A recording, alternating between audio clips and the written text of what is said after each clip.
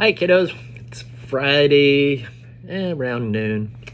Anyway, I'm finally getting around to putting the second half of the bone tissue videos up. Sorry, I don't know. For some reason, I've just been a little delayed this week, and I don't know. What can I say? All right. So in our previous talks on bone tissue, we talked about how bone, because it's a hard matrix, it has to grow as something else. It starts out as either fibrous connective tissue, but more commonly as hyaline cartilage, and then it gets converted into bone. And if we look at the slide number 2 in this package, you see the little diagram of a bone, and you can see at either end we have the epiphyseal plate, and that is the secondary site of bone growth. Remember, we had said there was the primary site was in the center of the bone, and that occurred during embryonic development. And then as you get older and older and your bones get longer and longer, they're extending at either end through the action of growth at the growth plates. And we had said sometimes you know of people who have unfortunate circumstances where they have a fracture in the growth plate and they end up with a shorter limb, a leg or arm or something, because we said that is how bones grow, is through extending through growth of the cartilage that then gets converted into bone. And so if you look at that little thin line, as with so many things we talk about, there's layers inside of it. And so if you look at that thin line, and we've said the bone has to keep growing, and the only way it can grow is if you have cartilage there. We have at either end, the more towards the end of the bone, the very first zone is going to be what we call the zone of resting cartilage. And this is the cartilage that must be retained for you to continue growing, for your bones to continue growing. And then we said for the bone to grow, you have to have cell division and produce more tissue. And so you produce what? More cartilage, as we said. So the second layer in, towards the middle of the bone, is the zone of proliferating cartilage. That is where cells are dividing. Then they get bigger. So we have, and there was a term that we may or may not have mentioned before. I can't remember now. It's called hypertrophy. And hypertrophy involves an increase in the size of the cell. There's another related term that's hyperplasia, and that's an increase in numbers of cells. But in this case, we have a zone of hypertrophy. And in this zone, this is where the cells become larger. So you have resting cartilage, cell division, proliferating cartilage. Those cells that they produce get bigger. Then what happens? Gets converted into bone. So we have the zone of calcified cartilage. This is that transformation. And then zone of bone deposition. So these are slides 3 and 4, and this is occurring at both ends of the bone. And this is how a long bone grows in length at the secondary sites of ossification. At the ends of the bone, what you and I might refer to as the growth plate, but the technical term for it is the epiphyseal plate. I drew a blank there for a second. The epiphyseal plate. Okay. So, how much bigger, how much taller do you think you're going to get? You don't think you're going to get any taller? Me too. I'm not either. And why is that? Why have you stopped growing? It's because that zone of resting cartilage got converted into bone. So what's going on? So we have this cartilage at either end of this bone, and it is responding to various hormones and things in your body.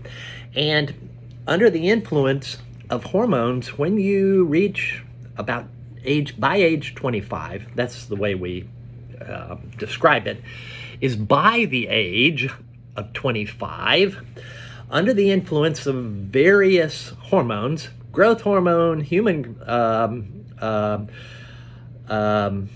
sex hormones, thyroid hormone, and parathyroid hormone. These are the hormones that are going to be interacting and resulting, ultimately having their influence on the secondary sites of ossification, the growth plates. And so we need to talk about each of these. So under these, the influence of these, we end up stopping growing by about age 25, when you have matured. That's part of it. Okay, so we had said we have a group of hormones we're going to talk about, and they're each going to have a different effect on cartilage, on that epiphyseal plate. Now, when we talk about human growth hormone, this is going to stimulate growth of all cells, and so the effect it's going to have is to stimulate the cartilage to stay. So if you think about a child, they're growing pretty darn fast, so they have a lot of this human growth hormone, and it promotes maintaining those epiphyseal plates. Now, working with the human growth hormone is a insulin-like growth factor, and so the two of these together are going to stimulate the proliferation of the cartilage, maintaining the epiphyseal plate. Let's see, I'm just looking. Okay, going to next point. This is the kicker right here. When we talk about, we had said that we have thyroid hormone. Where is my thyroid hormone in here? Oh, okay, it's coming up next. I'm going to talk about it first. What the heck? I'm going to move it up.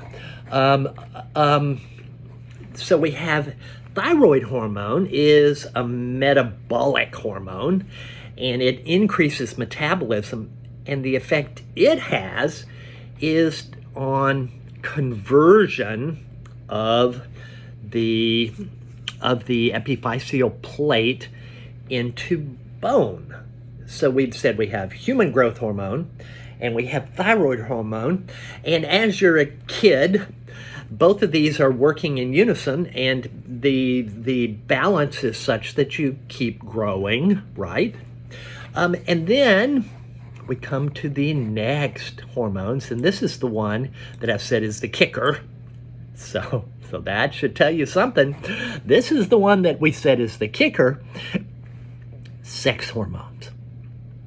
As a child, even like at 7 weeks, as an embryo, as a just a tiny, very early embryo, under the influence of testosterone, one of the sex hormones, masculinization occurs. So there is both testosterone and estrogen that are out there having their effect throughout life. Now, what do? They stimulate the conversion of the cartilage into bone. But the levels of estrogen and testosterone are not that great in children. They're present. I mean, I became a boy, whereas girls stayed girls. My light. The light in this room shuts off on its own. Sorry. Okay, so what I was saying is that so we have this balance between the growth hormone, the thyroid hormone, and the sex hormone that is, throughout the early years of life. And what happens? Well, you continue to grow. What happens at puberty? The balance changes, right? The balance changes. You have a huge increase in the sex hormones. When did we say you stop growing? Oh yeah, by age 25, when you mature. So as your sex hormones increase, you end up ossifying, converting the growth plate into bone. And who matures first, girls or boys? Girls. And who is on average shorter? Girls. It all fits, right? So we have this effect of the hormones as you mature. This is what stops the growth of long bones in terms of their growth in length. Now we've said appositional growth in diameter, the thickness, that occurs throughout life. Okay, I've gone almost 12 minutes. I'm going to stop right here.